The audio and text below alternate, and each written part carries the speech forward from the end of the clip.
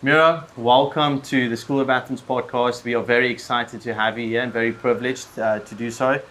Please, for the people that don't know you, give them a bit of introduction, who you are, where you're from, and what you're currently working on. The entire backstory. Entire backstory. Cool. Yeah, thanks for having me, guys. I appreciate it. My name is Miro. I run personalbrands.io, where we're one of the first personal brand agencies in the space. I grew one of the first profitable personal brands back on Instagram in 2012, like a year after the platform became a platform. And since then, we've had the chance to work with some of the largest personal brands in the space, people who are, millions of followers, school game winners, multi-ClickFunnels award winners, etc. And we've been able to help them essentially create markets of one so that they can scale without any concern for factors like market saturation, market skepticism, low trust, etc. And so our primary goal right now has just been creating category kings. Wow. That's super cool. I would love to get into that. Like, I know Alex and Mo just got this nose strip that says 0 of 1. Right. Like, you can, the cool thing about that is you can then charge any price, but I'm sure you obviously know a lot about that. It's like there's no competitors really, so you can charge any price you want because people want advice from that one guy. Yeah, exactly. So I think the mistake that most people we see make in the market is your consumers have a lot of options, right? Especially now with the level of competition that there is. And if a consumer has 10,000 options in the market and you're one of those options and you spend your time communicating to the prospect about why your product or service is so good, all you're doing is giving information on 1 out of 10,000 options in the market. And you're leaving them to have to go do their own research on the other 9,999, which does absolutely nothing for your consumer and is honestly just a slap in the face to them, right?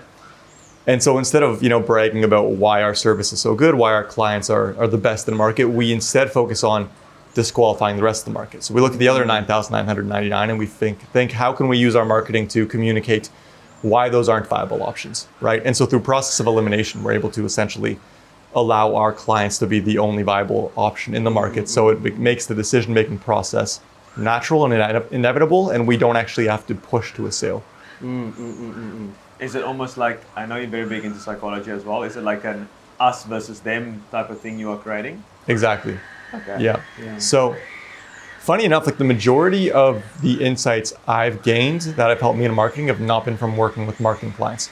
It's been working with attorneys, politicians, members of Congress. When you think about it, the electoral race is the Olympics of personal branding, right? Every 4 years in the US specifically, you see, not just in the US, but all over the world, but let's take the US as an example. You have these two candidates going head to head in a personal branding war where they have to brand themselves and as an individual as the most apt person to win the purchase of their audience, which is their vote, right? And one of the key concepts that they use there, one of the key tactics that they use is an us versus them. They want the audience to feel like they are part of the same cohort.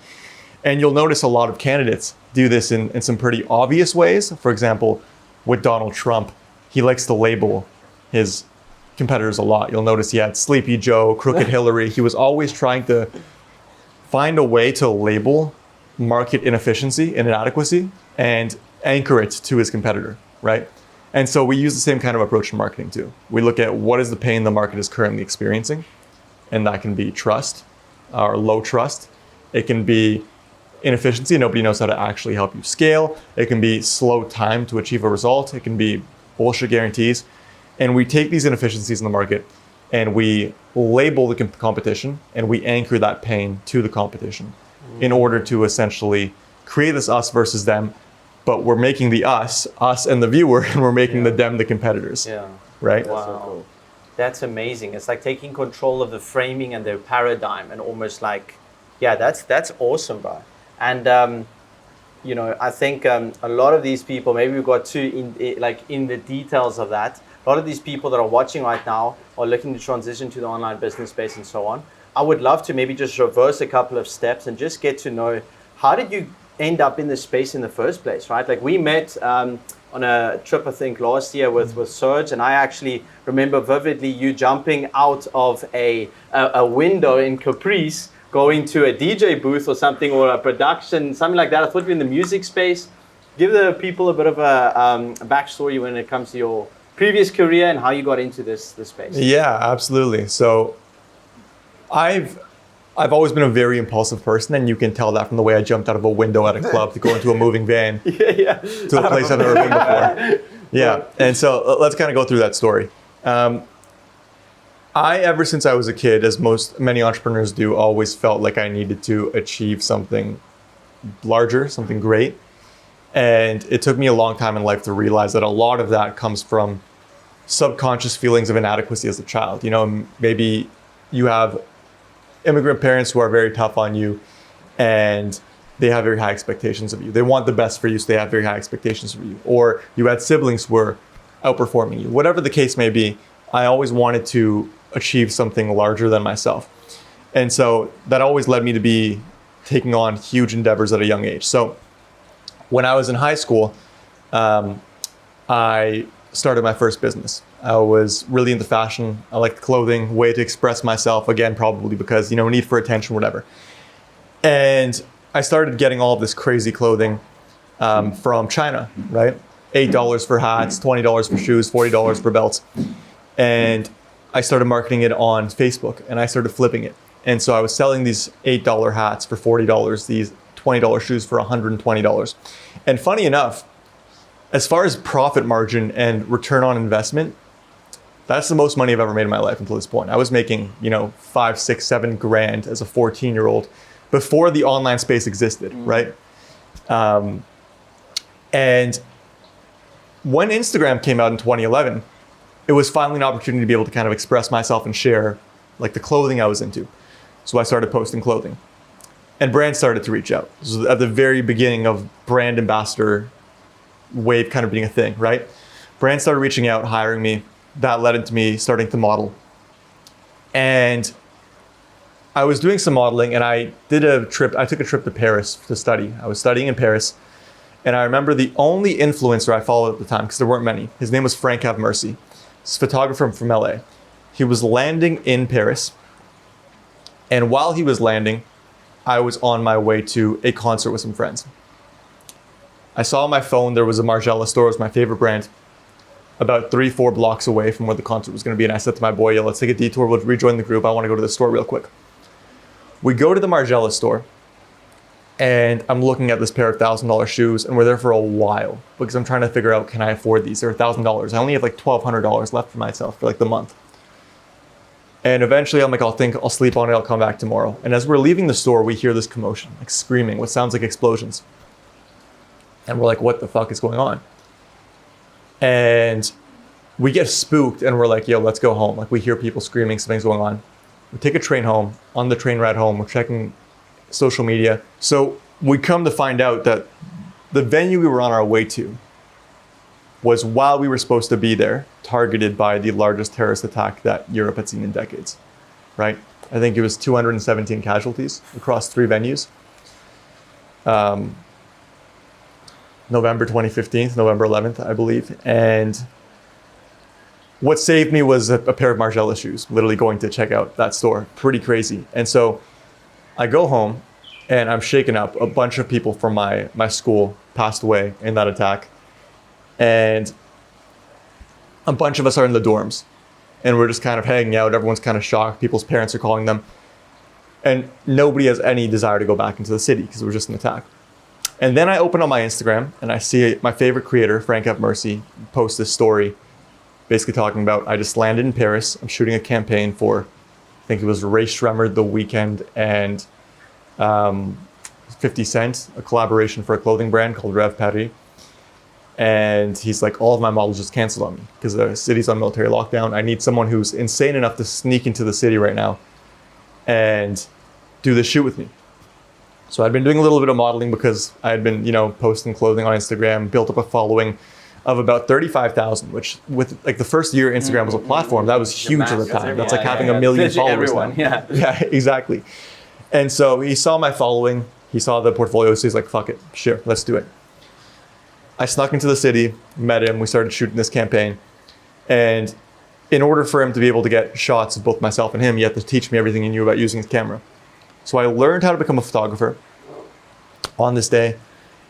And the next day he's like, hey, I need help with another shoot. We have these 2 models who rescheduled. They're down to shoot today. They're from Moschino. I could use an assistant. I like the shots you took yesterday. So I go out, I meet him, skip my classes. And the Machino models end up seeing me doing some behind the scenes shoots, and they ask to see the photos. They really like them. Frank ends up having to leave a few days later. They're like, hey, can you help us keep shooting? We need to go do this thing in Madrid. Skip class for a week, fly to Madrid, and start shooting for these models for Machino. And that's just learning how to use a camera like literally that week. They had no idea I had learned how to use a camera the day before. They had no idea. And in order to prepare for that shoot, it's my first 24 hours using a camera. I grab some of my clothing from my closet, get a friend to model it, and I start shooting it. It was a brand called Vitali. Take a bunch of shots, put it up on my Instagram. Again, not many people are using Instagram. And Vitali sees the photos. They're like, this is insane. We want to hire you. No way. So I get another gig. And I end up becoming a photographer by accident. So this is in 2015, November. About 8 months later, I'm doing photography all the time, making a good amount of money. And I go to my first EDM concert. A bunch of friends invite me to this music festival. I've never been to a music festival. And I'm standing there in a crowd of 20,000 people, all looking at the stage in pure bliss, not thinking about work, not thinking about money, sharing this moment in your life that you're never going to forget about in your timeline. Just pure presence. And I was like, this is what I want to do for the rest of my life. I want to learn how to create moments like this for people like Martin Garrix on stage is doing right now. And I had no idea who this Martin Garrix guy was, but I was like, this is what I want to do. And so I sold a bunch of my shit, bought a one-way ticket to Amsterdam. I was still in school, so I had to find a way to make that work. So I did some research. My school had a co-op program, and 99% of the jobs were all locally, but there was one job in Amsterdam. So I applied to it, got rejected, went behind the school's back, found the recruiters, sent them this long email, this essay about why they should change their mind about their hire and hire me instead. They were so impressed that I managed to find their information that they created a new job posting and hired me as well.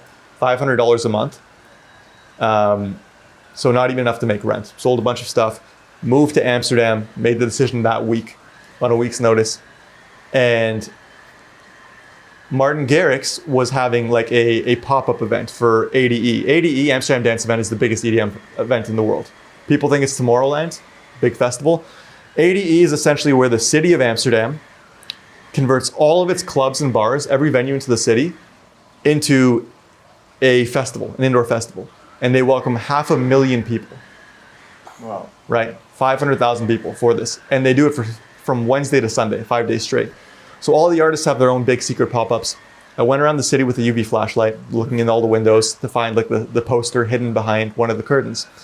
I find Martin Garrix's, and I tweet at him, holding a pillow and a blanket outside his secret pop-up, saying, I found your pop-up. I'm going to sleep here overnight until you come out and talk to me. I moved to Canada to learn how to produce. I want to meet you. This dude gets millions of tweets a day. He sees my tweet. He replies, I'm having dinner around the corner. I'm going to come say hi right now. Looking back, I was 20 years old, like heavy fanboy stuff, right? But again, I was a young kid. I had had a revelation. I had an epiphany. And we'll talk about this later, but that is the most powerful kind of marketing tool or sales tool you can have in marketing and sales, is giving someone an epiphany, giving someone insight into a new trajectory their life can take and showing them a larger dream outcome, right? If you can do that, people will be raving fans forever. And so the same way Martin Garrix had given me this epiphany of what I want to do for the rest of my life, that had driven me to fly to another country and move there, right? I left behind all my friends. I left behind a 3-year relationship in order to go there. And he replies, he's like, that's incredible. I'm having dinner around the corner. I'll come say hi now. Comes out, talks to me. Super humble dude, asks me why I'm there. We exchange information. He's like, dude, so cool you moved here to start making music. As soon as your music is ready, send it to me. And I was like, okay. I was like, that's crazy, but I have a problem. I don't know how to make music. I need to make a song to send to Martin Garrix. So I'm thinking that day, and I open up my Instagram, and as destiny would have it, the other artist that got signed in the same meeting or same cohort of people to Spinning Records, the biggest EDM label in the world, his name was Alvida. He popped up on my Instagram. I'd never seen him before. Clicked on the explore post, heard his music, and I was like, this is crazy. So I shoot him a DM. I was like, hey bro, I do photography for like Machino models, Vitali, all these huge brands. Been doing it for like a few months, right? We just started photography, as we know. But he's like that. I'm like, I'd love to shoot a free campaign for you. He's like, I love your work. Sure, let's do it. We meet up. I shoot the campaign. He loves it. And I tell him, listen, I moved here for this reason. I tell him the story. I was like, I'm willing to do all of your photography, all of your marketing, all of your tour management, everything for free. If you let me just sit in the studio with you, I won't say a word. I just want to watch you produce and I want to learn. And he said, let's do it. Sounds good. So for the next 6 months, I would work my job from 9 a.m. to 7 p.m. I'd take a train to Rotterdam, an hour away, get there at 8, get in the studio with him, watch him produce until 2 or 3 in the morning, sleep on his couch until about 5 or 6 in the morning when the train started running again, 2-3 hours, take a train back to Amsterdam so I could start work again. And I did that for 6 months. Learned how to produce, started playing shows, and started building a music career, and then COVID hit. Borders closed, shows closed. Oh, wow. Was just wrapping up school, had to get a big boy job, right? So I started working at a local marketing agency, top agency in my city, and figuring it's okay, I'm gonna work here, I'm gonna do music in the evenings.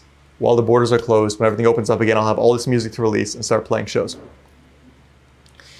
Worked my way up the corporate ladder for about 3 or 4 years, had progressively less and less time to work on music. So I realized there were 3 currencies I was overlooking. I thought it was just about time, but it's not about time, because the reality is people say they don't have time, but you have your 5 to 9, you have after work, right? So I was like, okay, I'll produce in the evenings.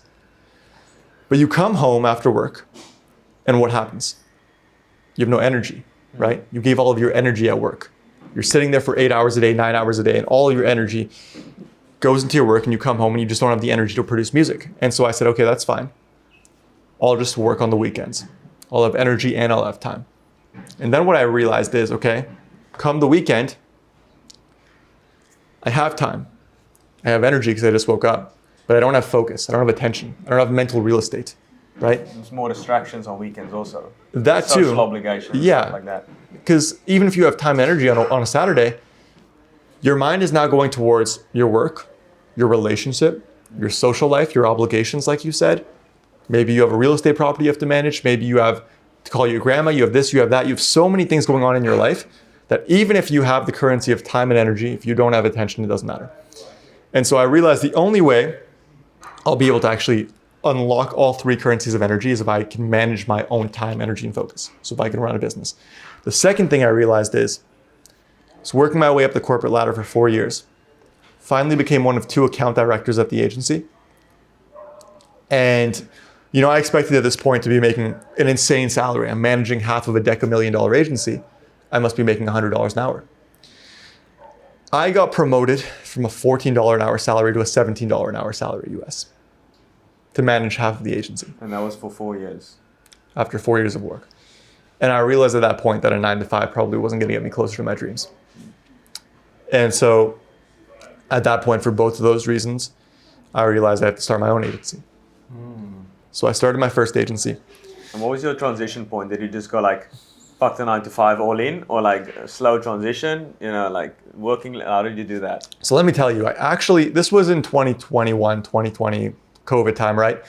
I actually had tried to dabble with online business in the past. I started my first business in 2015 in SMMA after I saw a Ty Lopez ad. It was the Here in My Garage ad. What's the Ty Lopez ad? You guys have ever We are seen that? all the same, bro. I'm telling you. Yeah. We didn't. I wasn't around back then. The Ty Lopez ad. I was probably like digging holes or Huing or Busters or Still something. playing Lego. Yeah. So people in today's age won't know, but Ty Lopez is the OG internet marketer. Yeah. In the sense that he was the first person to ever run YouTube ads at scale. He was very early. That's a big point as well. It's like if you can be early to something, I don't think necessarily you want to be like the first. Maybe like the second or third, you're gonna make a shit ton of money.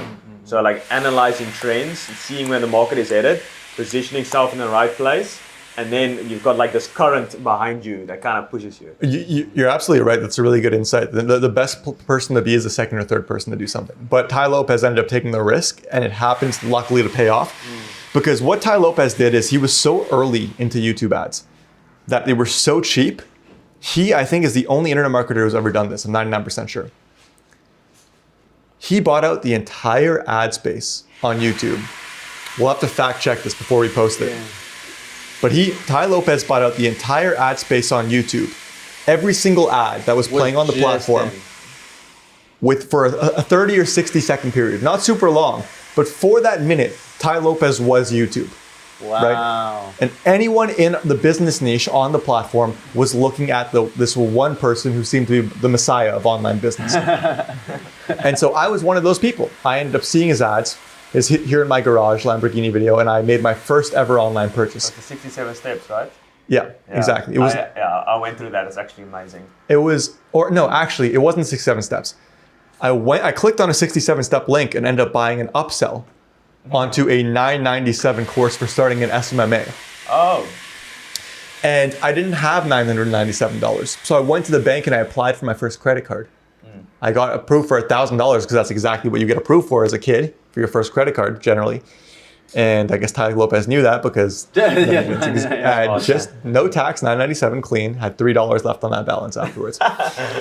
And I went out to a local restaurant, used this pitch, tried to get them to let me make them a website for $3,000. They countered with $300, and I gave up all my SMMA dreams after that first client. But 2 weeks later, I got an email from Tai Lopez, except it wasn't even from Tai Lopez. It was from this guy called Adrian Morrison. He let one of his affiliates email his email list. Adrian Morrison was talking about SMMA is so saturated. If you failed, it's not your fault. It's because you're using the wrong vehicle. What you need to be doing is this new method that's just released. It's called dropshipping. This is in 2015, 2016, right? And it was like within a year or two of Facebook ads becoming a platform, blue ocean. But like you said, actually really good point. It's always better to be the third person to do something because nobody had cracked Facebook ads yet. Yeah, then there's demand also that's coming in. Exactly. And this program was $4,000. Damn. Luckily, there was a $997 per month payment plan. So I went to all my friends, pitched this big idea, tried to get someone to invest in me. No one wanted to. So I went to the bank, saw if I could increase my credit limit. And so they let a teenager increase his credit limit from 1K to 2K. Had another $997, put that course on it, dropshipping. Tried dropshipping. And I actually had some initial success selling fidget spinners. Fidget spinners, well, that's a throwback. Yeah, people were actually buying them. Yeah, I was one of them. Bro, I was collecting them. Yeah, I sold them to everyone on my Instagram who wanted to buy one, everyone on my Facebook. But I was too scared to run ads, to learn how to run ads. And so I saturated my owned audience and I gave up. And so another business failed. 2015, 2016, then in 2017, Adrian Morrison sent the new email. Guys, this is new thing. There's this new thing. It's like drop shipping. You don't have to pay for the product before you get it. It's called print on demand. You don't have to to deal with logistics, inventory. How it works is XYZ. You design a t-shirt, people buy it, they pay for it. You take part of that money, it gets shipped out by the person. You do nothing. Completely automated drop shipping, 100%. So I bought into that. Spent 2 years trying to grow a dropshipping business. You can look it up on Instagram. It's still there. Probably has like 1,000 followers left. It's called Ravocado. Vegan, cruelty-free clothing. I had moved to Australia at the time and I'd become vegan for like a month. During that month, I started this business. And tried influencer marketing, UGC, tried running some ads. And so my first business made $0. That's my main. My second business, the dropshipping, made maybe $500-600. This third business, the print on demand, I made a few thousand. But I couldn't crack ads. Lost all my money there, and the influencer marketing was way too slow because I hadn't cracked that either. And so I eventually failed at that, and I gave up on business for a few years, right? Come now, leaving the agency, deciding to start my own business again. I already had some knowledge. I had learned how to run Facebook ads because the marketing agency only hired me because I actually had failed at those three businesses. I had showed them the graphic design, the ads, I'd ran all that stuff, and I actually got good here at running ads. So I had the skills, and around 2020, 2021, after I kind of hit a point of just being exhausted of not being able to work on music anymore, it was at the point where I had stopped touching music for about a year. Like I had not touched it, and that was my dream because I was so busy, right? Something just gave one day and I was like, I can't do this anymore. I need to start a business or I need to restart my agency. And naturally, like most people do, had this idea in September, didn't do anything, kept thinking about it every day, October, November, December.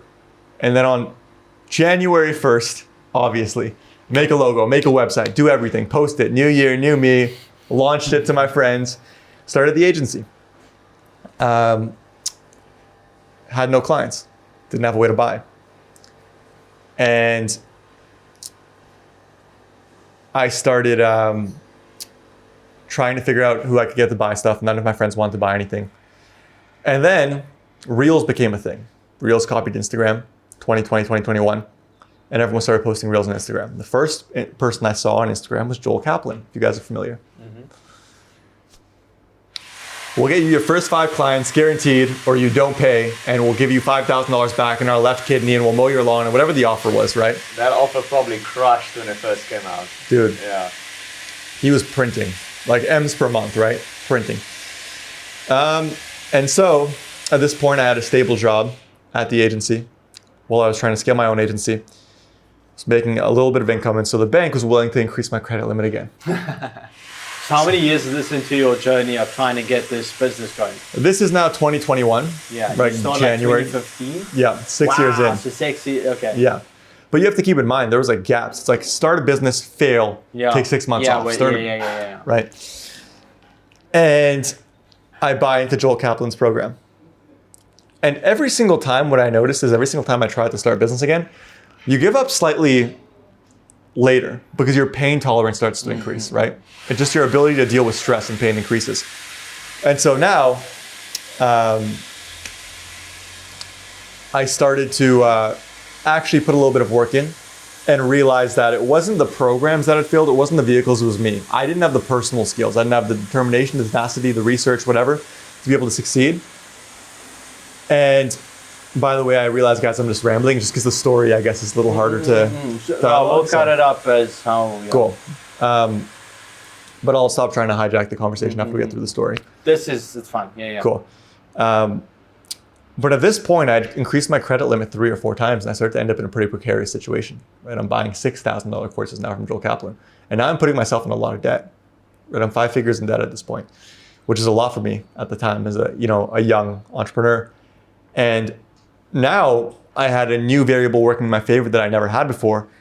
I actually had skin in the game, right? I had something on the line, my back was against the wall, and if I didn't manage to actually make money, I was going to be cooked, right? That is a pattern I've noticed in all those people we've interviewed so far. It's like they are willing to go all in on themselves no matter what, and they back themselves every single time. And that is the biggest thing when it comes to how committed you are, is how much are you willing to spend. Yeah. It's not necessarily how hard you work, whatever. It's like how money is like this psychological thing where you can instantly see someone's direction they're going into. Where are you spending your money? It's like, what are you saying? Like, doesn't matter what you say, I want to start this business. It's like, where are you putting your money? And like you went into debt and bought all these programs. It's like, that shows your commitment. 100%. And that's the 80% of success, I would say. Because, I mean, money is just life force at the end of the day, right? And especially when you are in a place where you're generating a lot less money, it takes a lot more life energy to create that money. And so in the beginning, if you are spending $1,000, $2,000, it might take you a couple of months to save up that amount, right? So it's like 3 months that you're putting down, right? And something that's very interesting is you were continuously trying to figure this thing out while previously essentially failed the previous business, right? Still taking a loan on top of that and another one and another one. And that is, like Andre just said now, a leading indicator almost is that like willingness to back themselves without real proof that they've done that before, right? Taking that risk on yourself, trying to make that thing work without knowing if it's even possible. Yeah, I totally agree. And I think it is, for those of us who succeed, a superpower. But I think the reality is 80% of people have an optimism bias, right? This is clinically proven, meaning that 80% of people end up vastly overestimating a positive outcome that will occur or can occur and the likelihood of it occurring. And they use that clinical delusion, because at the end of the day, it is technically delusion, right? It's not rooted in reality, in order to justify risk. And I hate labeling ADHD on everything. People who have ADHD or ADHD tendencies, let's say. There's two core symptoms that we end up seeing, or two core elements that we end up seeing, which work against each other. Number one is because their brains operate at a much more macro than micro level. They're thinking at a much more relaxed and higher level brainwave state, bigger picture, instead of micro level, and they don't analyze things. For example, finances, quantitative data. They're thinking up here, and they're thinking about this huge dream outcome that they have the ability to achieve. And again, 80% optimism bias. They vastly overestimate the chance that it's going to happen. The other issue is because they're thinking at this high level, they're unable to actually analyze the quantitative risk and mitigation related to finances. And so they don't really look at numbers as a real thing. Like I'm sure most entrepreneurs you'll see, we go to the casino, we're willing to put a lot more chips down the table than the average person. Right? We're a lot less risk averse. And so those two factors at play together become very dangerous because you overestimate what you have the possibility to achieve and you underestimate the financial risk that you're putting into achieving that thing. And so we like to kind of say, I was willing to back myself against the wall and I'm willing to invest in myself and do whatever it takes to succeed. That's the way I looked at it until a few months ago when I finally came across this neuroscience, the actual clinical papers that kind of explained that no, it's the fact that I actually wasn't understanding the financial risk involved or the weight of that money, and I was overestimating what could occur. And so instead of it being like, this is the financial risk, this is the outcome, it goes, this is the financial risk, this is the outcome. You know? There's a perfect quote from Walk Twain. As I'm building these modules for our exclusive community, I add a lot of quotes in there. And he says, all you need in this life is ignorance and confidence. Then success is sure. It's that exact thing. You need the ignorance. Because if you knew how much pain and sacrifice it's going to take twice as long as you think, it's going to be twice as hard, and still, if you know that it's going to take twice as long, if you knew that, you probably would not have started. Then a video founder said the same thing, right? If he knew how much pain it would have took for him to build the business that he has, he would have never started. That's why the ignorance part is extremely important. And I mean, he's fucking the owner of the video, right? Like he's the G, right? And even he said like he probably wouldn't even. He's like the CEO of pain, and he's still like, nah. I wouldn't have started my business because I think back all the time to I started this business to be able to get the time, money, and location freedom to pursue music.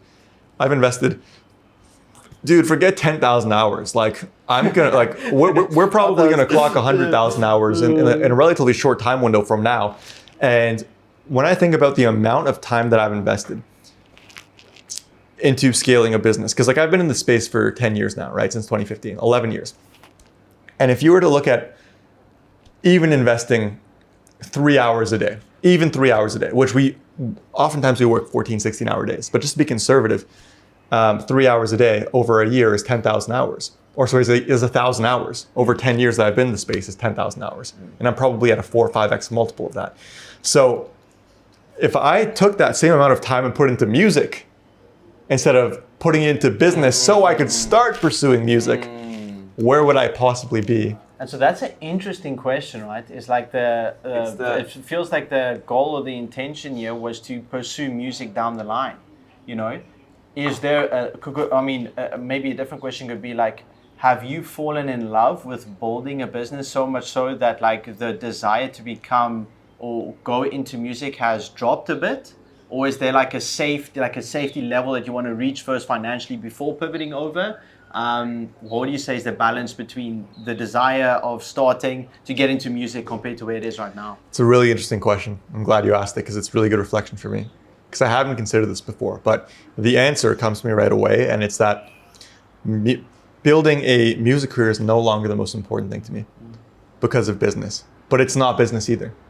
Right? So music is still here and business is still here. But the interesting thing that's happened through building a business is I've fallen in love with the process of building myself, which now comes up here. Because the only reason I don't regret the fact, I wouldn't have started had I known the pain ahead of time, but I'm glad I didn't know the pain. I'm happy for the ignorance, and I'm glad I started the business anyways. Because the core outcome that you get from building a business is you build yourself, because building a business is just the process of battling personal problems.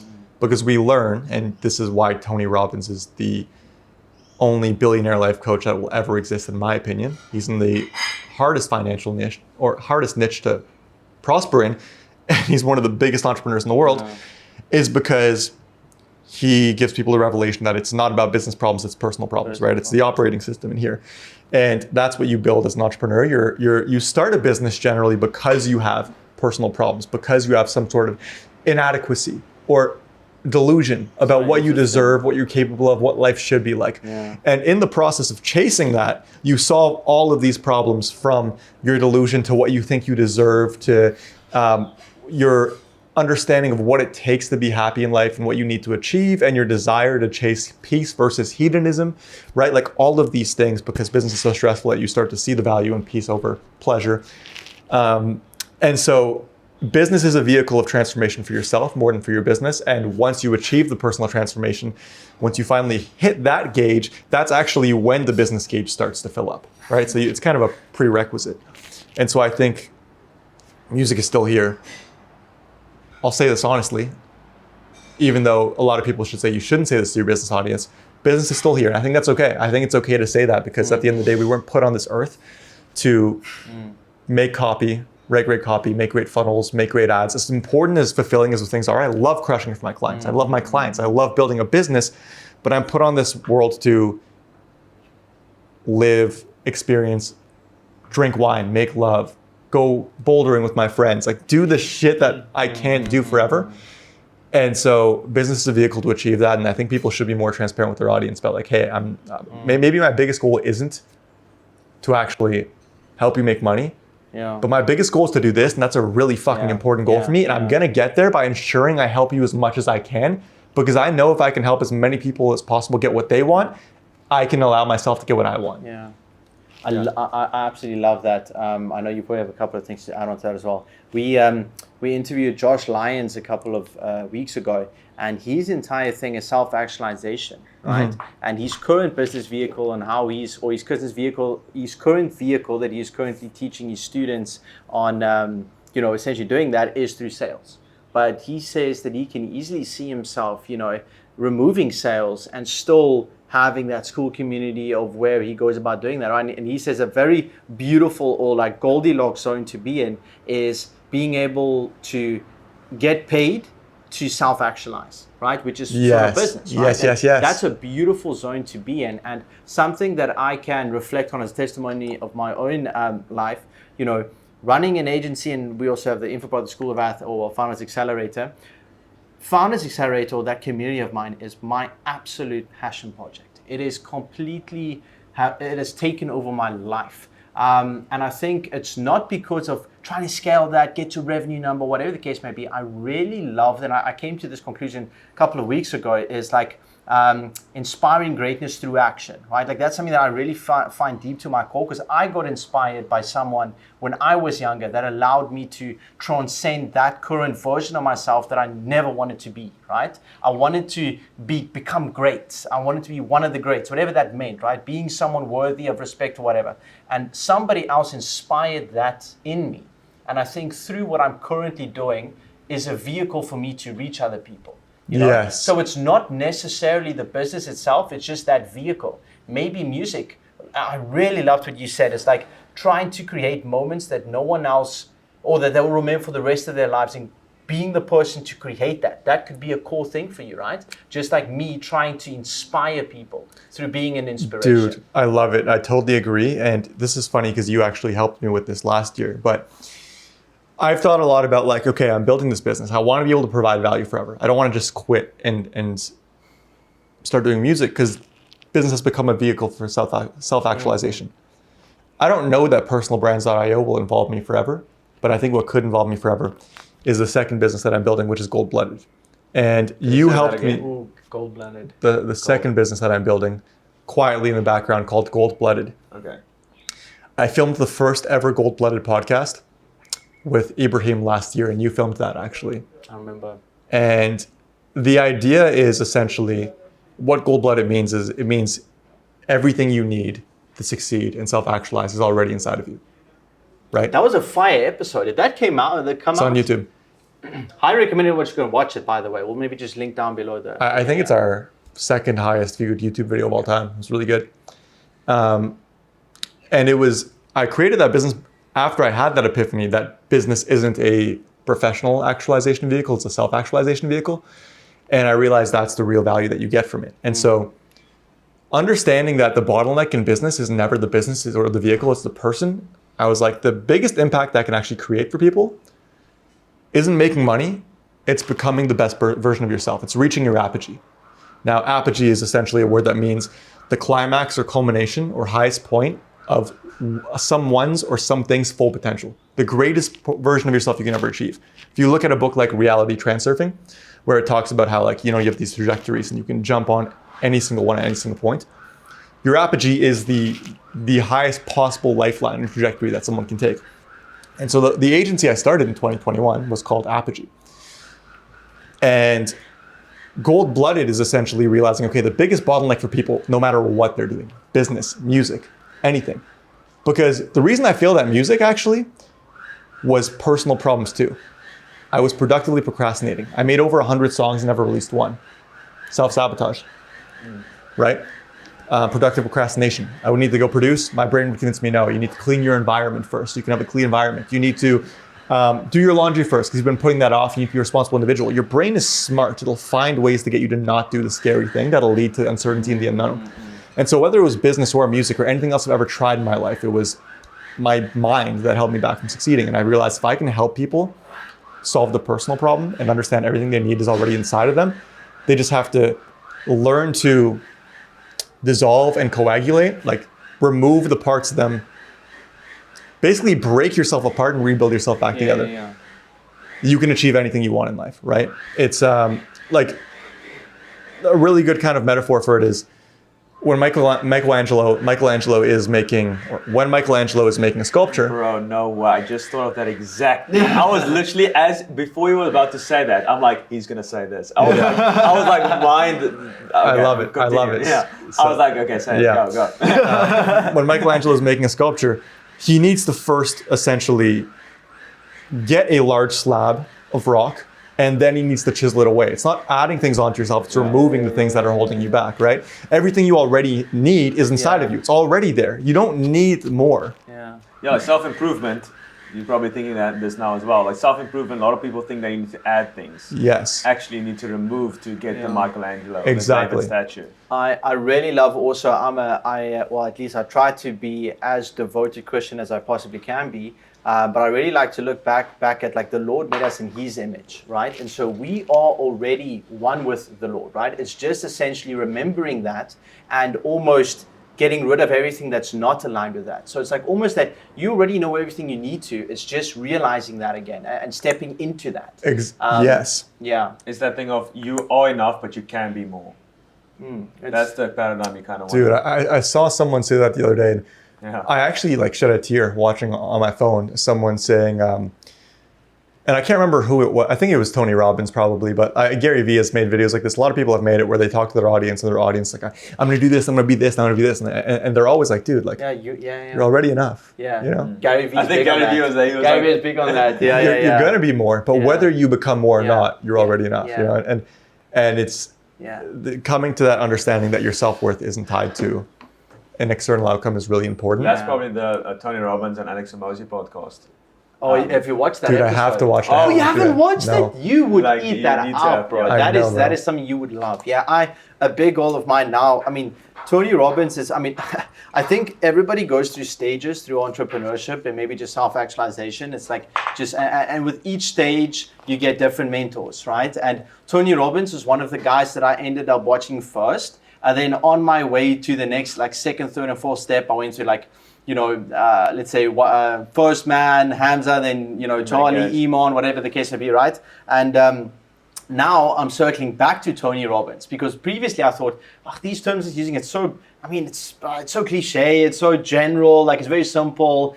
I don't know, I like the more tactical stuff, whatever. Now looking back, I realized, it takes a very smart individual to not dumb down, but take a complex idea and make it simplistic. And I absolutely have fallen in love with these new, with all of his videos. I'm just watching his stuff now. Yes. It's ridiculous. Yes, dude. Oh my God.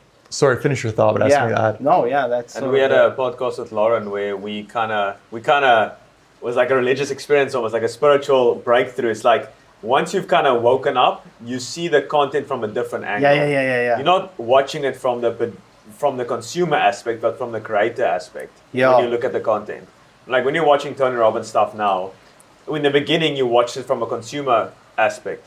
When you're watching it now, you're watching it from a creator aspect, how he's doing it. Yeah, and it's so it's incredible how he does things. And like you just mentioned, I mean, there's a lot of his teachings that is trickling through what you are saying right now, right?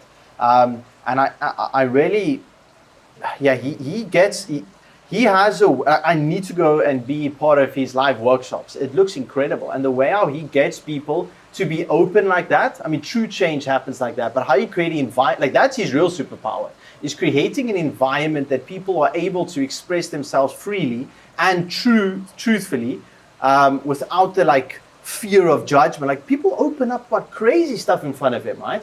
How do you become a man worthy of something like that? That presence that he must hold is probably crazy.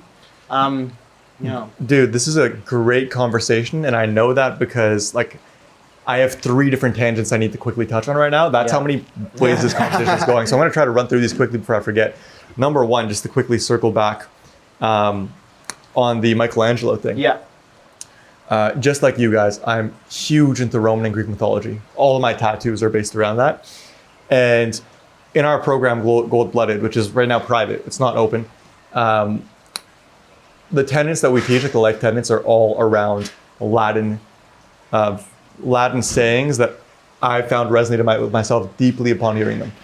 One I mentioned at the end of every single YouTube video that I've ever recorded. It's Carpe Omnia, seize everything this life has to offer before it's too late.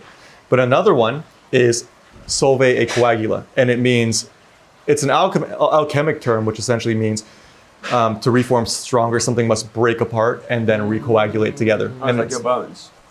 Yeah, exactly. The bone and it goes back stronger. They do that in China as well, where they take broken pottery and then they mend it back together with gold. And then it actually looks more beautiful than it did previously when it was perfect. That's yeah. cool. And that's why every single time like you have a failure in life or in business, it's like that's the process you're going through. It's an alchemic process of breaking apart so you can rebuild stronger. The last one is René Descartes, I think therefore I am, French philosopher, not Roman or Greek, but in any case, also very important for me.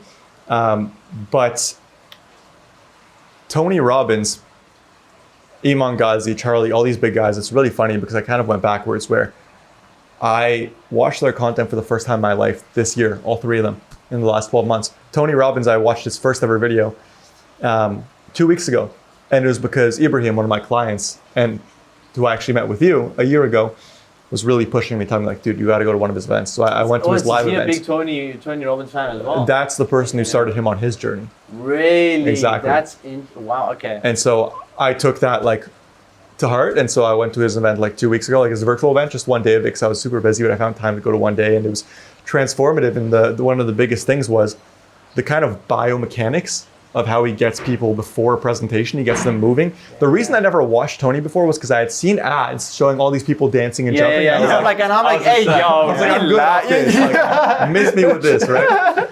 But I went to the event, and while people were doing this, like the event starts, and it's 20 minutes of this shit. And after like the first 2 minutes, I go on ChatGPT and I'm like, yo, voice note, I'm in a Tony Robbins event for the first time. People are dancing around like monkeys. What is going on? Why is he doing this to me? I know there must be a psychological aspect because I think about everything from a psychological sales lens. And I ask, why is Tony doing this? And ChatGPT replies to me, Tony Robbins does this in his events because biomechanically, if you can get someone to move instead of being seated and less focused, get them more in like a high dopamine state, they become more impressionable and suggestible. Now, this isn't necessarily to sell people something, it's so that they digest the information better. And like Tony reprogram the subconscious mind. Yes. But wouldn't you also think, like you probably know as well, like when you are very still and your brain is in like the alpha, or I'm not exactly sure, but it's slow brain, that's when you're very slow, you're more impressionable. But then also on the complete other side, when you're like crazy, then you're also more impressionable. So it's like both. Yeah, but the interesting thing is you'll be at a tighter brainwave state, sitting and focused on a sales presentation than even jumping around and moving. You might be more active, but you're actually more relaxed in your brain, even if you're physically more active. Body active, mind still. Right, exactly. And so because your resistance is down when you're having fun, you're doing something goofy. There's a bunch of other people in your tribe doing the same thing. You feel at ease. Everyone's doing the same thing. Yeah. You're free flowing. And I was like, that's insane. And then Tony said at the end of the presentation, or some point in the presentation, he talked about that also helps with the biomechanics of your mood. If you can get yourself moving and release endorphins, it makes yourself more confident, happier, and better to attack life. And so yesterday, I gave my second mastermind presentation here in Cape Town since I landed. You let them dance? No. I didn't do that because I had no authority. I considered it, but I had no authority, and I wasn't going to get random people to jump up and dance because they probably would have looked at me strange. But what I did was, I went to the bathroom and or not even in the bathroom, we have it on video. With my team, before I went on to speak, I started moving, dancing, whatever. Like, I got my body active. Okay. I had such an insane rush of energy. Yeah. I went on stage like a killer, and I owned that room and I dominated it like I've never done in a speech before. I think that's a very good thing when you're doing speeches, or even like filming a YouTube video, anything where you on camera or in front of people. Tony has this like ritual as well he does in the beginning. I don't know exactly what he does, but he definitely has something. He does like spins and I don't know what he does. He does some breath work as well. You know what was really cool? Speaking about Ibrahim, before our episode with him that we interviewed last year, he let us do like this breath work. That was also exceptional. Like a 10-minute hypnosis before the podcast. Yeah. Was the mind movie? It's not that one. It was more focused. I can't actually remember the specific. We did one live. We did that one live as well, where he took us through the entire guided feet getting heavy. But the one before one was a lot more focused on breath energy. Work. Yeah, and when we did the pod with what's the biohacker? Anyways, he did very similar, like with the because he's mentioned that when you do breath work, you actually open up it's like a I don't even know the biochemics behind that, but like literally after that, you feel an insane rush of energy and focus. And mental clarity. Your stress blocks, they get released, right? And that like he was taking us through that as well. And apparently that frequency and vibration channels something. I don't know, but it worked. Like it was crazy. Your sympathetic nervous system releases a lot of stress. And so it's again, like there's a lot of relationship between your mental state and your physical state, right? And so by allowing someone to release tension physically, it releases it mentally as well, and it makes them more impressionable. The same way that Ibrahim hypnotized you guys, Tony Robbins is hypnotizing you at all time. Everything he does, from the breath work that he does at the beginning, to the dancing, to the way that he's clapping. It's like he claps in a very specific way. Like, why he doesn't clap like this. He does it like this. And you can. I've never heard him describe why he does it. If his hands are too big, if it's just the quirk that he has. But in my opinion, it's the same reason that I say Carpe Omni at the end of every single YouTube video I do. He's putting you into hypnosis where it's like he's re-anchoring a behavior every single time after you get a positive rush, after he gives you an insight, after he gets you to achieve something in his webinar by having you complete an activity. At the end of every single time he gets a positive emotion, he does the clapping. And he's re-anchoring that positive emotion to the clapping. You know what's another one? I'm rooting for you. They're like, one at the end of it. I'm afar and rooting for you. I'm watching from afar and I'm rooting for you. Something like that. Every single one. And so and then he does it at the very end, right before he makes a pitch as well, right? And you'll see a lot of entrepreneurs do this. This is like kind of like the dark psychology of marketing and sales, but a lot of entrepreneurs will come up with some sort of token or ritual that they can do to anchor a positive feeling or emotion to an action.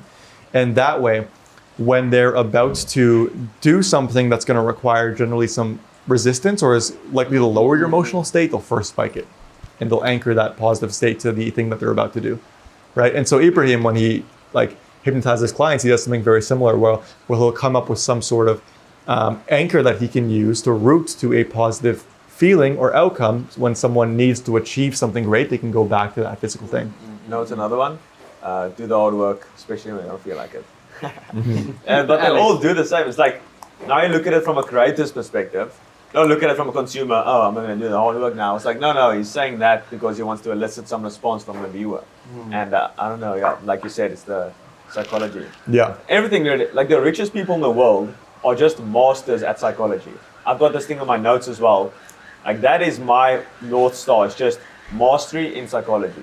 That is the one domino that will, you've got that foundation, you can make any marketing material work, any YouTube video, anything you need, and have massive influence in a good way. You know, that will improve people's lives. Yeah, the psychology thing, you're right. Everything is psychology, right? Whether it's dating, whether it's business, sales, marketing, building, networking, like anything in the world is just psychology. Because what is psychology? It's behavior, understanding, and engineering. It's decision engineering. It's how do you understand the decision-making process in the human being and leverage that in order to get a desired outcome, right? And so anything that in the world, like we communicate, like our society functions on communication. Whenever we want anything in life, if we want to ask someone on a date, if we want to purchase something at a store, if we want to book a hotel room, whatever we do, we have to communicate. And so psychology is just the art of understanding how to communicate in a way which will actually increase the odds of you getting a desired outcome. And so if you can learn psychology, it will have a domino effect in every area of your life, right? That's why sales is so good. Yeah. Sales gives you the foundation, and it's just an amazing non-negotiable skill to have. Yeah. I think the only issue with sales is you're learning psychology applied instead of theoretically, which is awesome in most cases. But with sales, like you learn a word track and you learn why it works, right?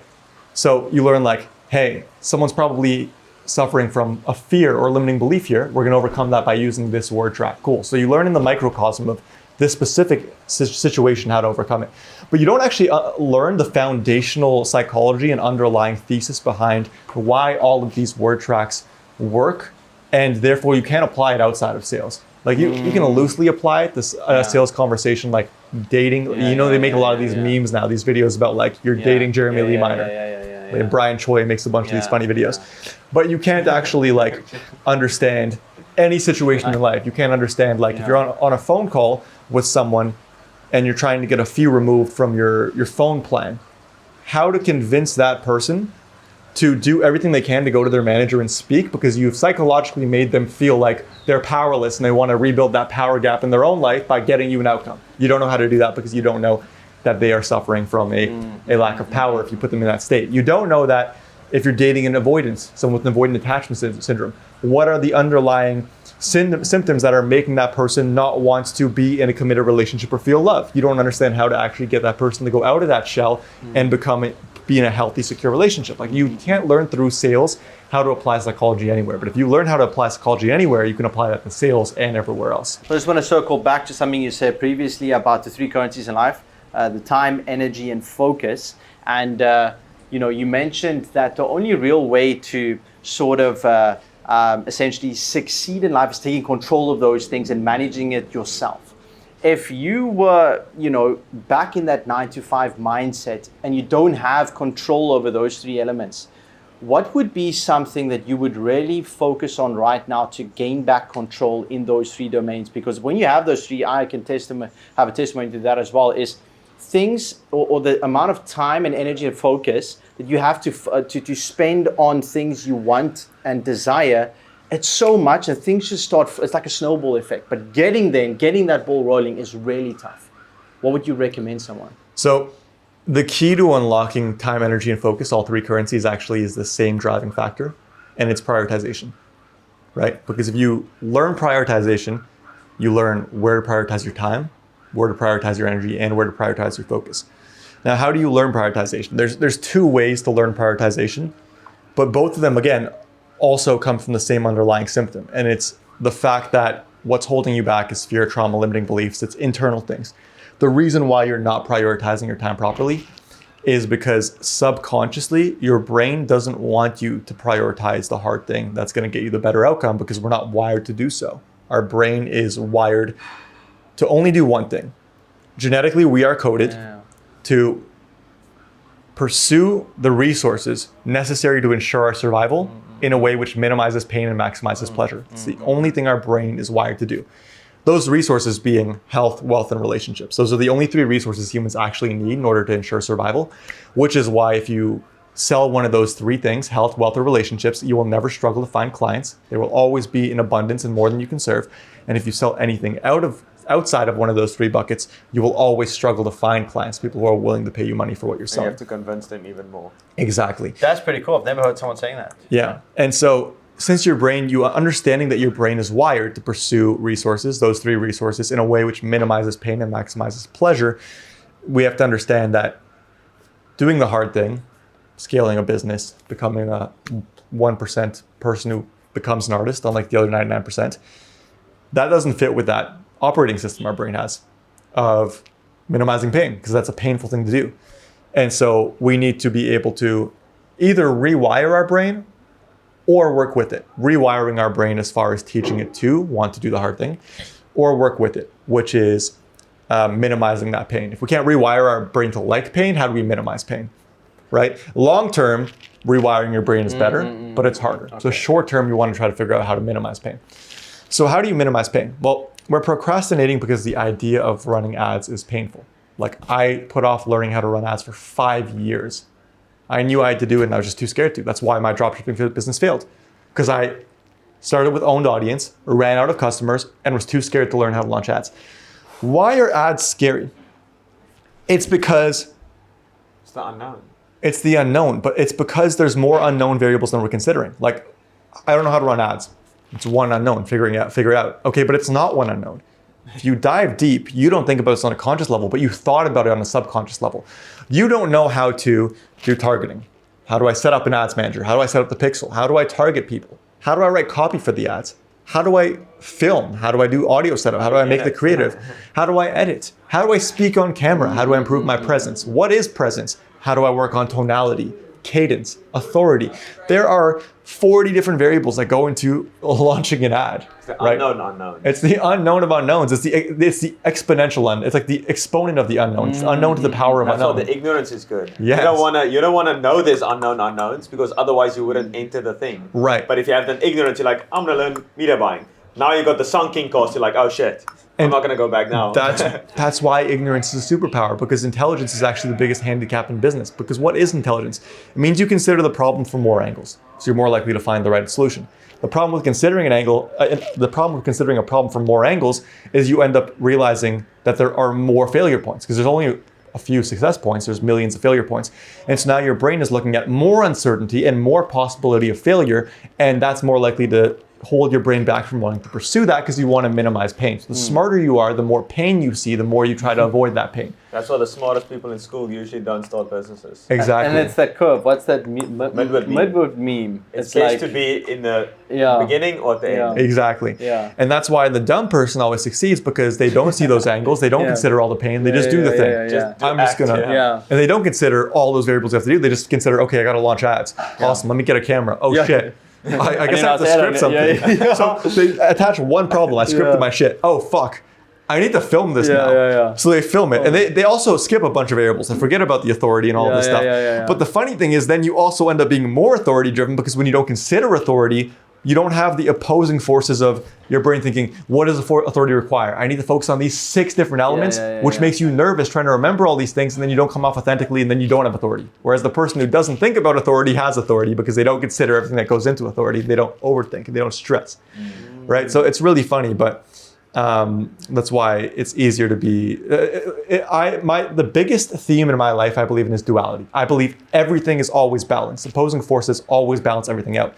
And so when you look at the dumb person will succeed more long-term, but they'll struggle more short-term. Whereas the intelligent person, they'll struggle more short-term to solve these problems. Actually, a very long time horizon, they'll struggle. A very long time horizon will they deal with the personal problems the dumb person doesn't have. But if they can overcome that, then those multiple angles actually open the door to creativity, unique mechanisms, all these things that the dumb person can't come up with. And so, you're 10 times less likely to succeed, but if you succeed as a smart person, you're 10 times more successful. Right? So everything is always balanced. So if intelligence is not the main quality that's needed for success in entrepreneurship, what are the qualities that are required, would you say? Doesn't have to be in order, but to succeed in business. We go back to prioritization, which I kind of jumped off of the tangent. So thank you for bringing me back there. But so the easiest way, if you can't rewire yourself short-term, because it's very hard to rewire your brain short-term to like pain, is to minimize the pain. So how do you do that? It's coming to the understanding that you're productively procrastinating because of the unknown. Now, understanding that, we realize that it's not a lack of focus. Most people think ADHD, or most people think procrastination is lack of focus. It's not that you can't focus on filming the ad. It's that you don't have clarity on the exact one single step or single action that you need to take to get to the next action that you need to take. You don't have the exact roadmap, and you have, again, too many variables you're considering branched out. When we have ADHD tendencies, or when we're someone who's an entrepreneur and we're creative and we think on a higher brainwave level, we're able to come up with a lot more ideas. This is why when they test people for ADHD, one of the things that they do is they'll do this exercise where they'll give you like 5 random letters, and they'll tell you within 30 seconds to come up with as many words as you can with those letters. That's cool. The people who are more creative and tend to have more ADHD tendencies can come up with a lot more words compared to the person who is less ADHD tendency, less creative, more able to just focus on simple tasks. They come up with less words, so less creative. But that's because their brain is good at focusing on small things, but they can't get a lot of different stimuli from their atmosphere. Yeah. So you have to understand that's how your brain works. You can look at all of these things, but you can't piece them into a roadmap. And so what you need is you need to be able to get a roadmap for, this is the one next thing I need to do. To film the ad, instead of considering all these things, I need to dump things down, and I need to realize all I need to do right now is I need to write a script. That's a lot more manageable for our brain. It's a lot less scary. All you need to do. All you need to do. And in fact, you can go a level deeper. You look at writing a script. Fuck, I don't know how to write a script. All you need to do is you need to write a hook. You need to write your first sentence. Well, I don't know how to write the first sentence. That's fine. All you need to do to write your first sentence is you need to call out your dream prospect, tell them the dream outcome, and the pain they get to avoid. 3 elements, that's all, right? Relevance, emotion, curiosity. If you can put those 3 elements into your first sentence is done. Well, I know my prospect. There's no longer any unknowns. I've gotten to the nuclear level. I've gotten to the foundation where there's no more whats or whys. It's just, I know who I'm targeting. I know what I'm selling. I can do that. And so that's why I actually do believe that coaching is the most valuable thing that you can have if you're a creative person or a business owner, is because what you're looking for isn't actually necessarily knowledge on a higher level. It's not support. It's clarity on the single one next thing that you have to do. I love that. If someone can just tell you, hey, here's the micro action you need to take, now you remove uncertainty. Because when you get to the nuclear level, you remove uncertainty, you can get to the smallest block of what you know you have to do. 2 things I want to say to that. The first thing is, I love what you just mentioned there, and it's almost breaking down these things you need to take action on in the business to like small single variables, right?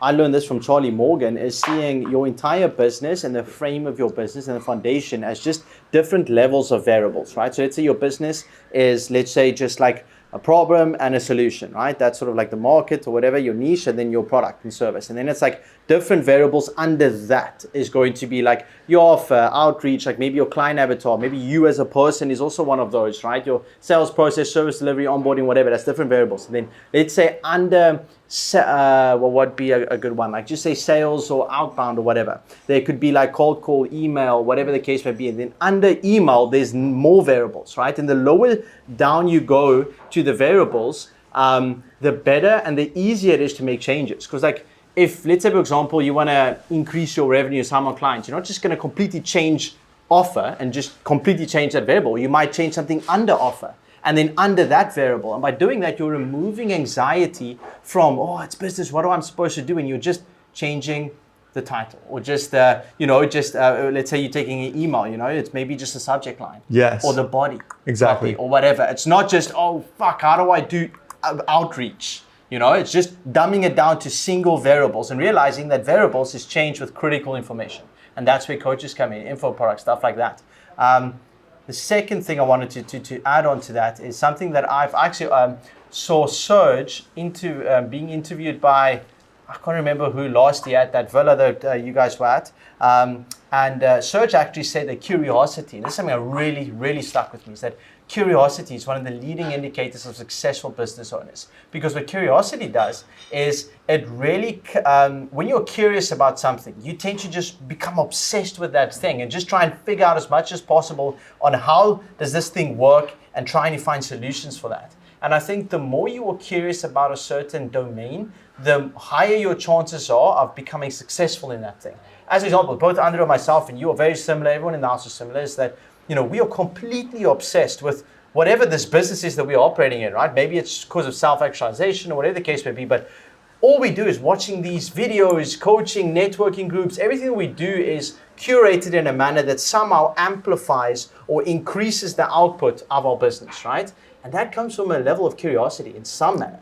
And I'm absolutely obsessed with what I do. And I think that's a main reason why I am where I am today, just because of my level of curiosity in what I'm doing, right? And my interest in it. I totally agree. Yeah. I think, they say you should do what you love. I disagree. I think you should do what they say you need to do what you love. Totally disagree. I think you need to do what you're fascinated with. And the reason why is because I love that. fascination is a leading indicator to curiosity. Curiosity is a leading indicator to insight gathering. And insight gathering at a large enough scale where you find insights that fall outside of the mean, right? So you find unique insights. Unique insights are a leading indicator to unique mechanisms. And unique mechanisms are essentially differentiation in the marketplace, which you can't succeed without, right? Your offer is the multiplier of all multipliers. It will multiply the conversion optimization that you see in your acquisition, your education, your conversion, anything that you do. How good your offer is will determine what the success is at every other step of your funnel.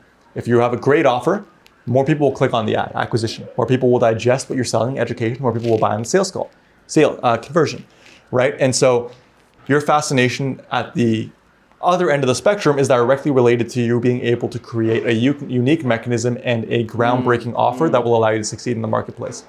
And you know what the cool thing about that is? Like the complete foundation of that is personal brand. That is the biggest moat.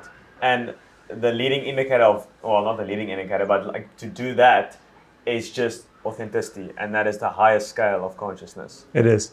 So just being authentic, and that's where be yourself is like the best advice ever. But if you're just starting out, be yourself might not be the best advice because you don't know yourself. You just made a great point, and I'm going to have to integrate this into my own marketing, is the fact that I've always said that offer is a multiplier of all multipliers, and I did a presentation on this yesterday at a mastermind. But when I think about it, personal brand is a very abstract concept for a lot of people.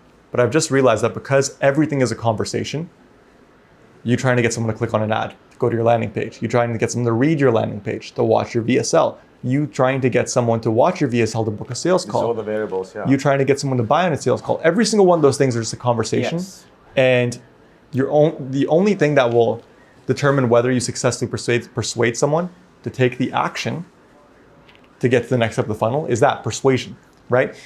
But what is the multiplier for persuasion? People don't. The multiplier for persuasion is trust. You can't build trust with a logo. You can't build trust with a company. You can only build trust with a face. Yes. With micro expressions. Know, like, and trust. Right. And so personal brand becomes the multiplier for conversation, for persuasion, which is the multiplier for offer and everything else. Yeah. And so maybe offer isn't the multiplier of all multipliers. Maybe it's personal brand. It's brand, Yeah. It's brand. Like Alex can say anything and they will buy. Yeah. Like Nike just puts a thing that's brand. It's the exact same short, but then you can have pricing, like you're one of one, you can price anything, you can essentially do anything. That's so cool. Like that's why AI is also so cool, because it takes care of the offer and like the mechanical stuff, and then all that's left for the human is just to be your most authentic self. Yeah. That's so cool. My business, personalbrands.io, we own that domain, personalbrands.io. Really? That's cool. Yeah. So that's our domain. And I think the cool thing there, the reason why that's cool isn't because we have domain authority with a short word. The reason why it's cool is because you can see that the only two domains related to personalbrand.io with authority, the short ones, personal brand and personal brands, Ty Lopez and I own those. So you can imagine how far back we got them. That means that we saw the value in this before it was mass marketable, right? And again, I started one of the first profitable personal brands on Instagram in 2012, the first year it was a platform, which arguably Instagram was what created personal brand. There wasn't a platform prior to that for people to really create short form content and frame themselves as experts, right? And so we saw the value in that a long time ago, a decade ago. And we can communicate to our audience, imagine the amount of insight that we have into this industry compared to anyone else that's going to try to sell you on building a personal brand, right? Yeah. Yeah, at first it was I actually wrote a recent email on this. It was the actual devices. You know, it's like Google, Apple, they built the infrastructure, right? And that's how people make trillions of dollars, right? Then it was the apps. It was Mark Zuckerberg, the Instagram, the Facebook, the TikTok. those people that developed those apps on the infrastructure, the Apple phone, made the trillions of dollars, right? And now it's the people on the apps, the creators, who are going to make the trillions of dollars. Like Mr. Beast is probably going to become the first trillionaire. So first it was the iPhone and Google and the infrastructure, then the apps on the iPhone, and now it's the creators on the apps. Yeah. I don't know what's going to be the one after that. I like you mentioned the trillionaire thing because Elon Musk is at 819 billion He's right the now. biggest personal brand. He's about to become a trillionaire very soon, I think this year. And if you look at it, what's a bigger brand, Tesla or Elon Musk? Elon Musk for sure. The personal brand will always out-multiply the Yeah. business brand, Yeah. always. Yeah. Yeah, you can bring out anything and you will not struggle to get any investors. And what did Elon Musk just do? He just Bought completed. Good point. He just completed the biggest merger in the history of all mergers, right? What was that?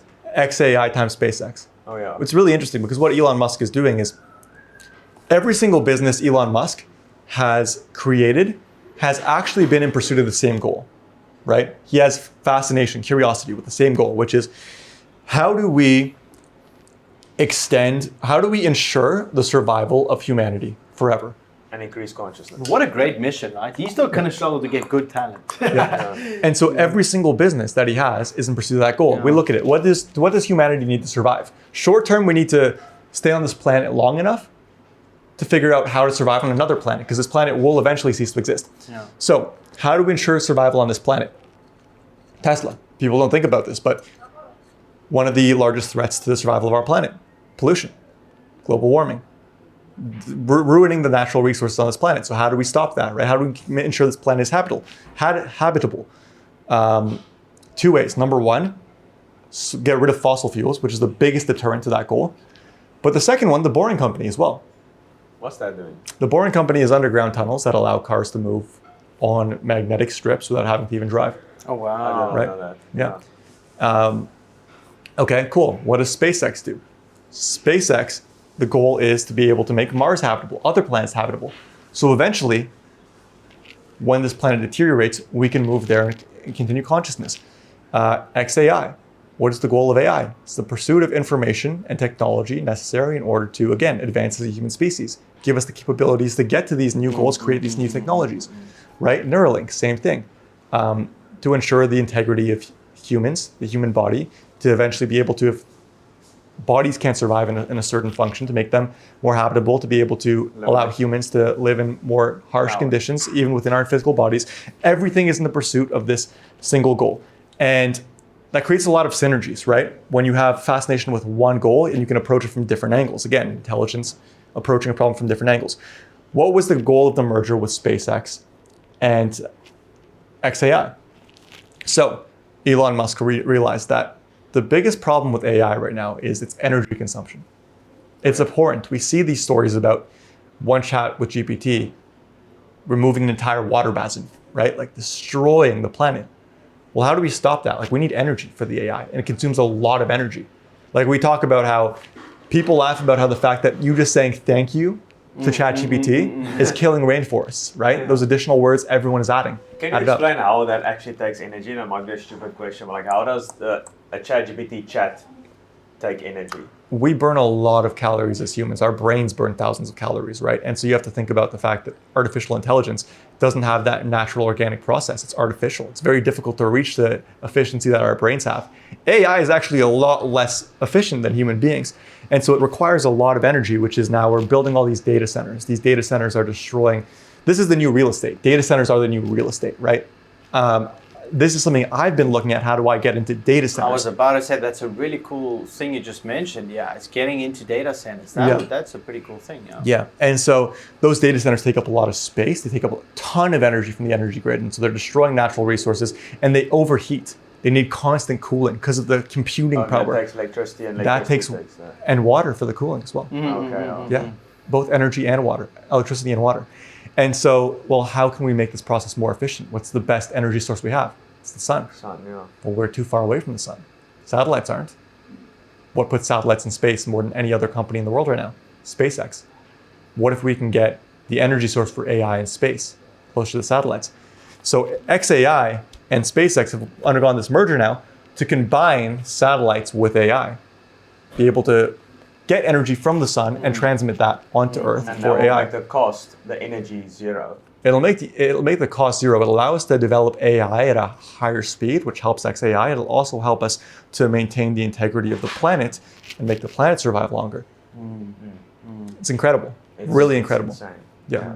I think the next 40 future, chess. the future is going to be crazy. It's gonna be crazy. What are you excited for, let's say, the next 10 years? You can't even. I know, but you what, can even. what you are can max look like 3 months ahead. I'm very excited to build Founders Accelerator, our info product. That's sort of the only thing that's on my mind right now. I really want to scale the agency as well. But really building a community of ambitious South Africans specifically, and giving South Africans a out in the current market that is in South Africa. Like, they're just struggling to make ends meet. I really see there's a big movement in the online business space, and we want to be in the forefront of that. Essentially pioneering that space. Pioneering the online business space in South Africa. That's our big goal, and that is something that I'm very excited for the next 5 to 10 years. Dude, I'll tell you what I'm most excited about. When I think about what excites me, there's only one thing that excites me.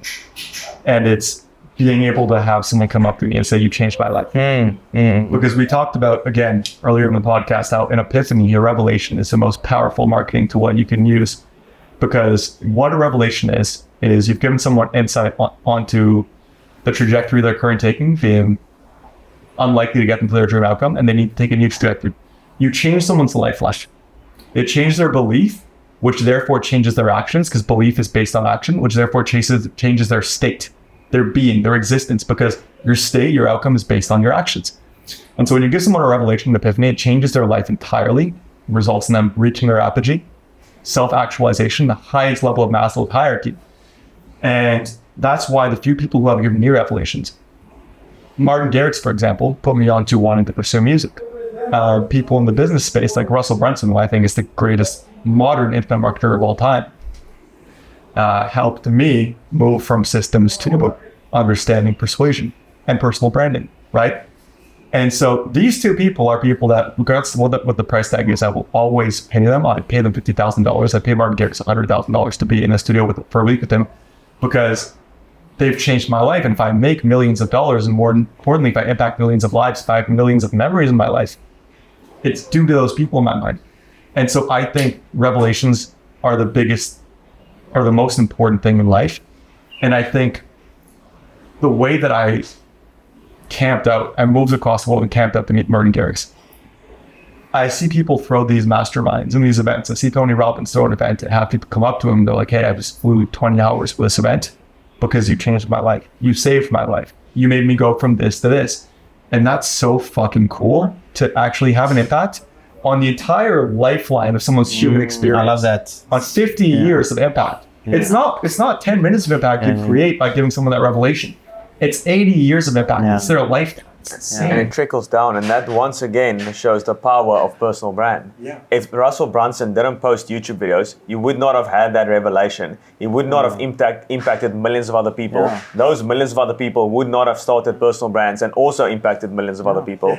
It's like you are now starting your thing and impacting millions of people because of him. And now the people you are impacting are going to also start something and impact millions of people. It's like just that one thing of Russell Brunson literally caused 1 billion people's lives to change. It's amplifying connection. That's the cost of, and people are like, oh, I don't want to start a personal brand. It's like, that is the cost of that. Well, that's the reward. It's like impacting potentially 1 billion people, but the cost is like privacy. Yeah. So, that's when Alex Hormozi was like, I want to be the silent wealth guy. And then this one guy's like, you're really gonna not impact millions of people because you want to be private?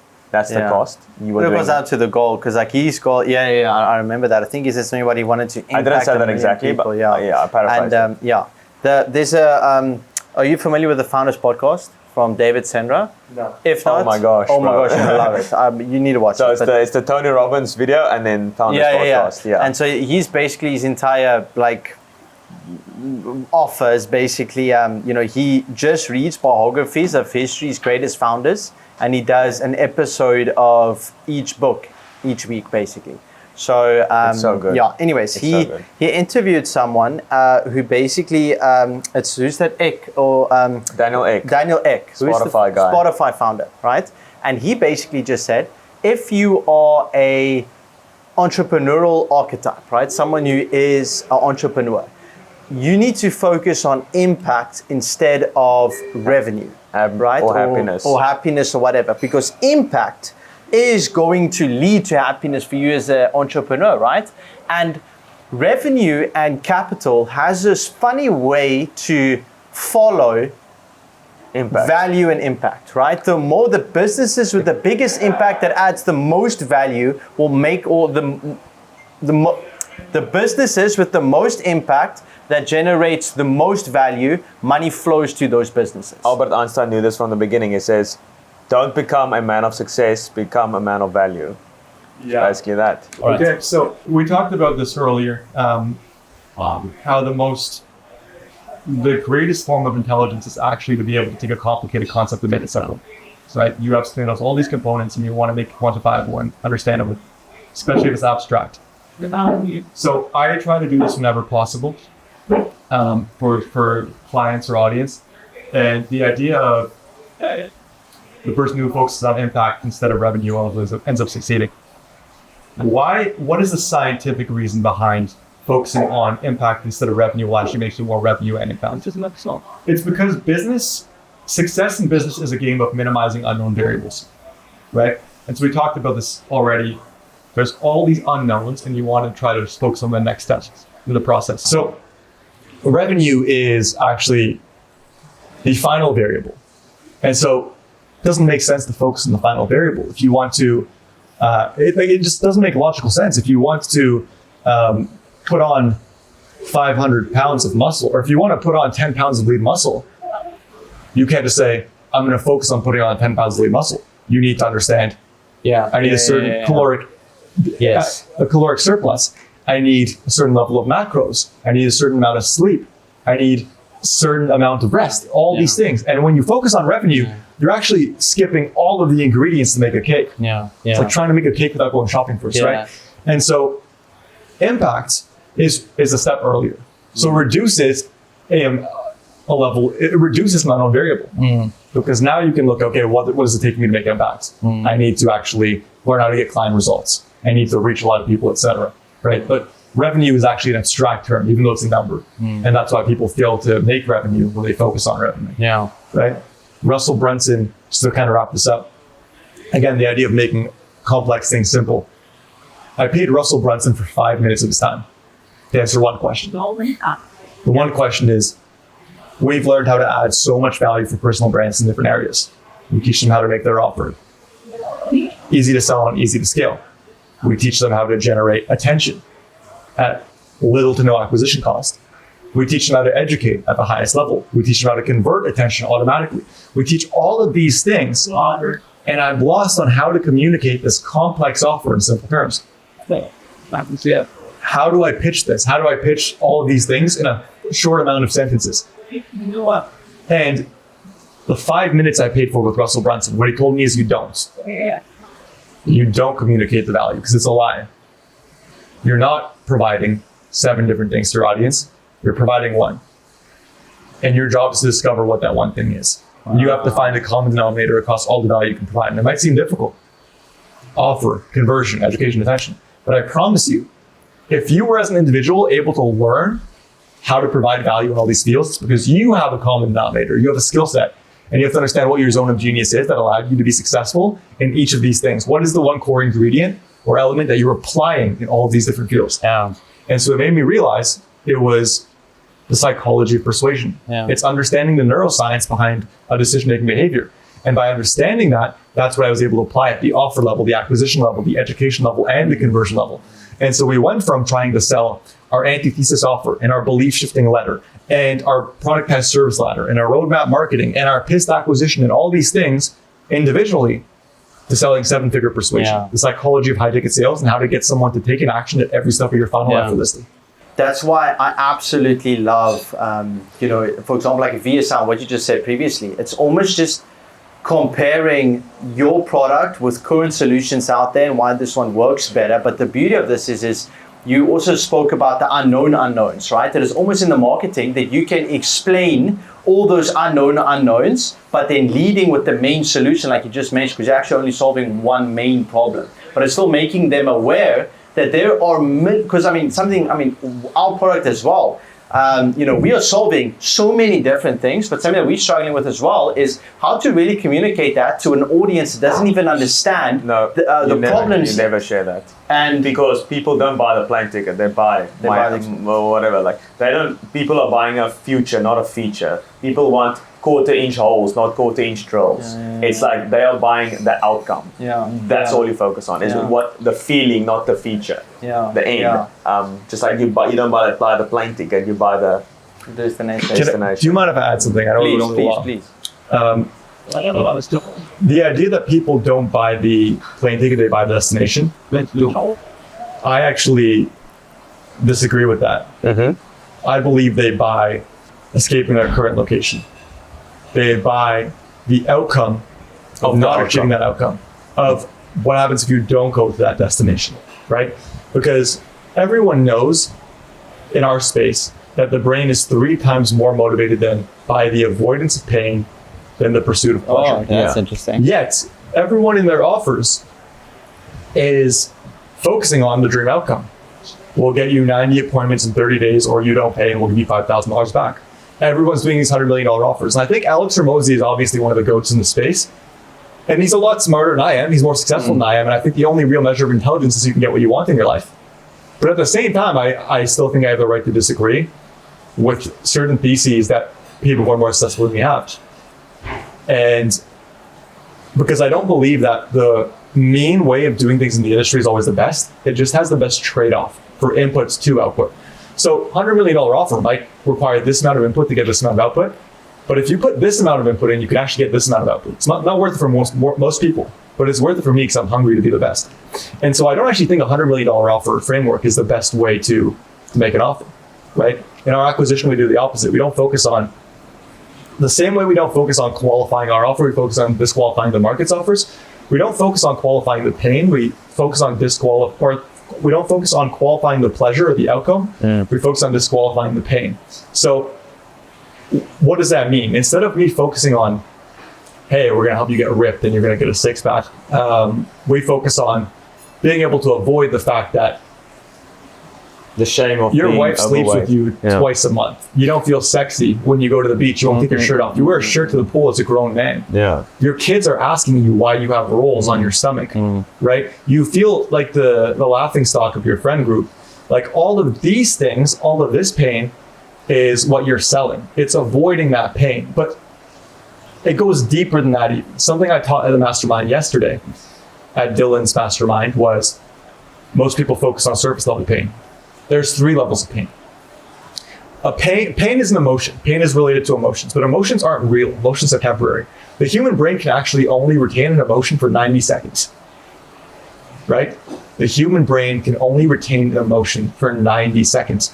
If we experience pain longer than 90 seconds, it's because we're choosing to re-enter the loop. We're reliving the same memory of the pain we just experienced. Almost a belief thing. Exactly. You're putting yourself on replay of the same 90-second period, but the brain actually can only process an emotion in our nervous system that goes through our nervous system for 90 seconds.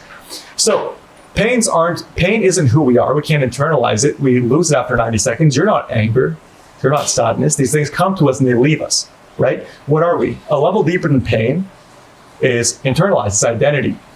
And a level deeper than identity is shame. It's how we look at ourselves. Same way that self-actualization is a level deeper. It's how we look at ourselves and how the world views us as a result of our identity, right? So let's look at that. Almost self-image. Yeah. A level 1 marketer will market the dream outcome. We'll scale you to 10K per month. The level 2 marketer will market the pain of not achieving the dream outcome. You are unable to get to 10K per month. You have no money. You're stuck at 0K per month. You can't get clients. You're struggling every single week trying to get a new client, but no one wants to buy from you. Okay, cool. Level 2, pain. But like, solving pain is actually a nice to have. It's something we can still deal with. Like, I'm not making 10K per month. I don't need to survive. My survival isn't based on that. And again, our success is based on the pursuit of survival. That's how our brain works, the pursuit of survival. So, okay, it's not a burning hand problem. It's not like I have my hand on a burning stove to see that I'm not making 10K per month. What is closer to a burning hand problem? It's like if your hand is on a stove, I look at like marketing the dream outcome as like 1 out of like 10. You're on low heat, right? If you go to the pain, you're kind of on like medium heat. If you go to identity, how do people look at you as a result of you being in that pain? What's the identity behind not being able to scale to 10 figures per month after being in your business for 5 years, 6 years, 7 years? Maybe people look at you as broke, stupid, Incompetent. lazy, untalented, average, mediocre, nothing special, not worth considering, not a good long-term partner, right? You're you're at medium pain, right? Medium to high pain. What goes a level deeper than that? Deeper than identity, the person you are, is your worldview of yourself based on that identity. Shame. What does having this identity of being broke, average, incompetent, lazy, untalented mean? My wife doesn't respect me.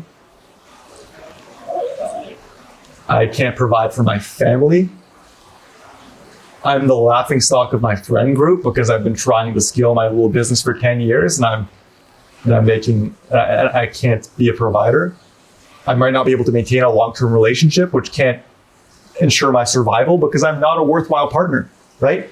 That's shame.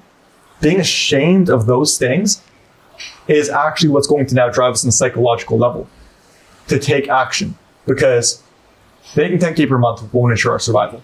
What will ensure our survival is ensuring that we're not ostracized by our community, by our tribe, that we can find a long-term mate so we can ensure the survival of our bloodline, because our genetics on a cellular level are only wired to do one thing, and that's procreate.